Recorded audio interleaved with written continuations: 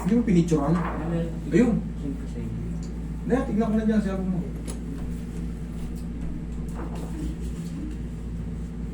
No, ano daw eh, no. No fracture, no dislocation. No problem. Tama naman.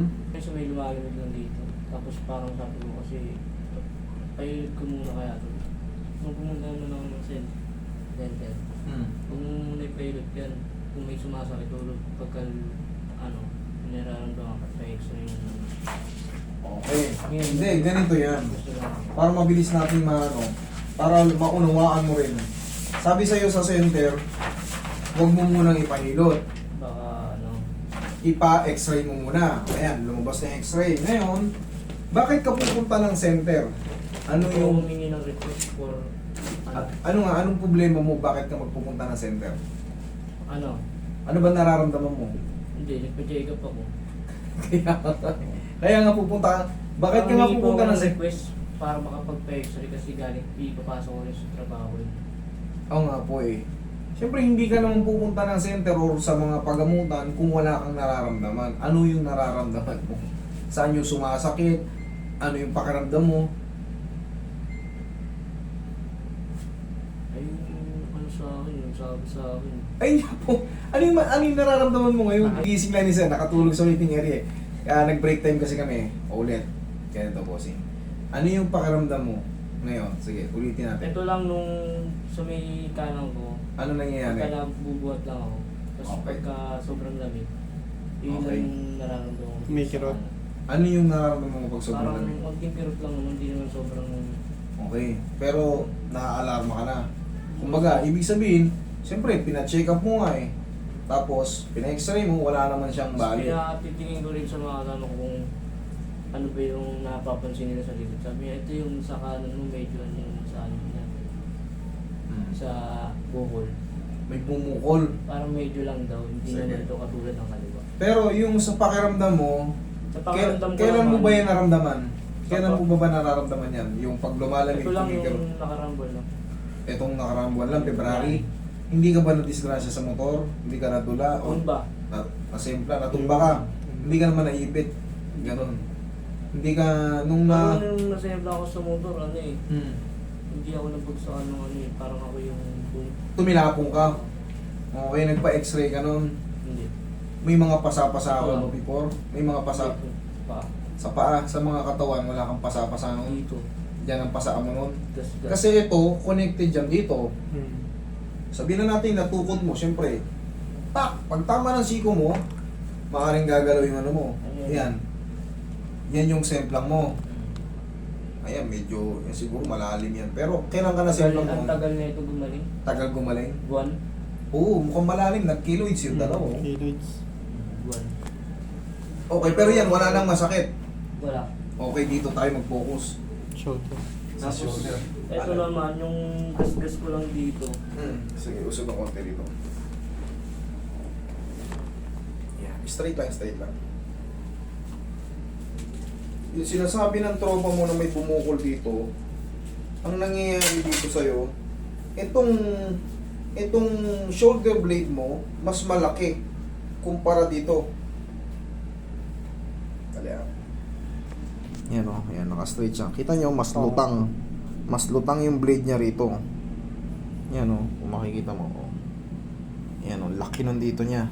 Yan yung... Dito, okay naman. Goods naman siya. Pero, yung sa likod mo, ito ang lumaki. Kanan, ito ang bumuka. Ayan. Itong scapula mo ang bumuka. Yan ang bumuka. Ngayon, pag nawala sa ano yan, baka siguro, pagkasemplang mo, nung tumama yung ano mo, siyempre, payat-payat ka ng konti sir eh. Baka, kapag ganun ka, tumilapon ka, di ba? Kamo, tumilapon ka. Pero, baka yung ligaments mo, ang ano, ang mga, hindi ka ba nagkapasa dyan sa likod? Hindi ka ba nahirapan before, nung huminga? Hindi ka ba nagkaroon ng, parang feeling mo, Hirap sa... yung breathing mo, hindi ka ba nahihirapan noon? Yung simula nung nasempla ka, parang pakiramdam mo, parang may pumipigil, parang may masakit pag umihinga, pag umaaching, Tinry ko po yun eh. pag umaaching ka, Kasi nung pagtayo ko nung lumilit ako, tinry ko yun yung gumaganon ako, wala naman eh. Okay naman. Kasi migas-gas lang ako eh. Very good. Kasi, ibig sabihin, hindi ka napuruhan. Pag nangyari kasi, pag gumaganito ka, kunyari, mag-try ka lang ng, Titinan mo. pagka hindi mo masagad, kunyari, yan o, yan o, ay, Smile. parang may kikirot. Ibig sabihin, meron kang may ibang problem dun sa loob. Pero, nakakahinga ka naman ng maayos, wala. Pero idol, ito ang umangat eh. Ito ang umangat. Pag pinindot ko ba to, yan, kunyari, pindutin ko yan. Ayan, masakit. Di ba? Konti lang, or sabihin mo yung totoo kung ano naramdaman mo eh. Ayan, pag kunyari, pindutin ko to, ayan. Ayan. Diyan medyo may naano ko na ano. Pero nararamdaman ko lang yung pindot, pero walang kirot. Walang kirot. Okay, dito sa kabila, ito. Ayan. Konti lang. Ayan. Itong may Ayan, laman-laman konti na to. lang. Ayan. Konti Ba't lang. umaatras ka? Konti lang. Sabihin mo yung totoo, parang, Sakit. dito sa kabila. Huwag ka magsinungaling. Kung sabihin mo na yung normal, nasasaktan ka ba? O ano? Ha?